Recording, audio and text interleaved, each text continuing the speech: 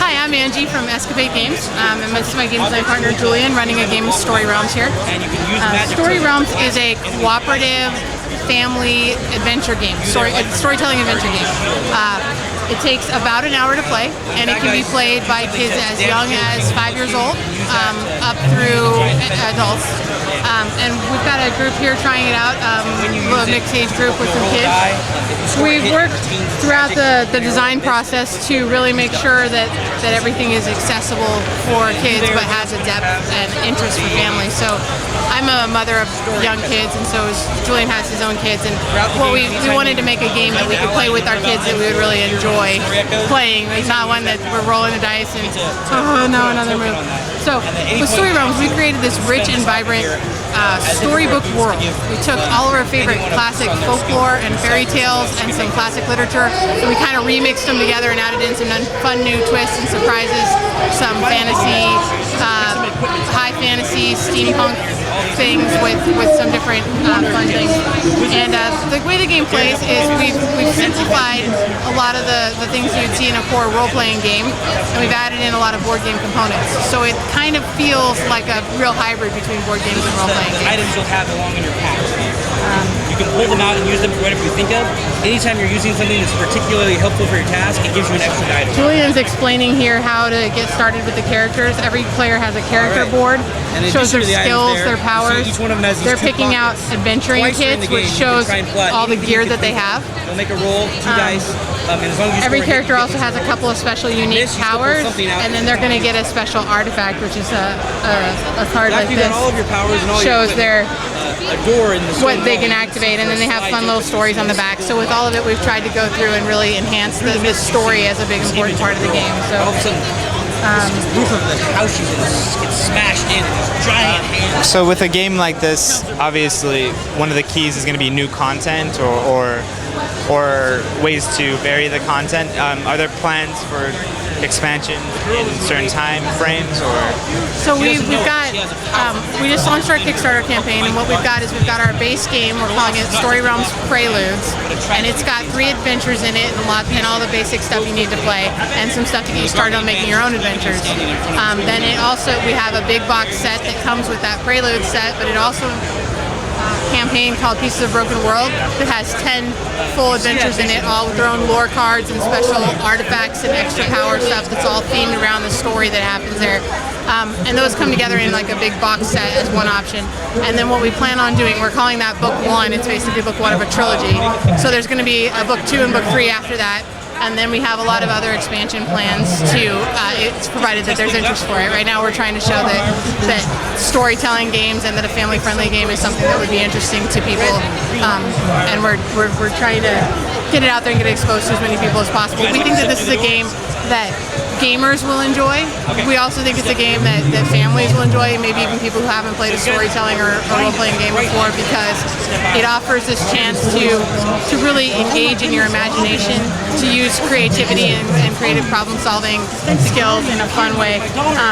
As you'll see here with these gentlemen that are playing, a lot of it is that you get to be a part of the story and help make the story yourself. So we think it's a good mix for a different variety of gamers.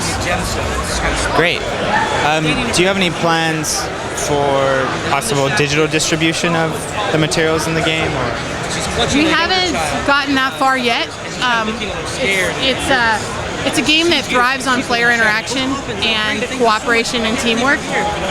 So I'm not saying it's outside of the realm there, but we've worked to develop this very rich, expansive setting with a lot of details and a lot of fun. So I wouldn't exclude it as a possibility. But right now we're really focusing on interaction. One of the things about Story Realms is when you're done playing the game, you have a story, like a shared experience and memory, rather than, oh, we played this game and so won.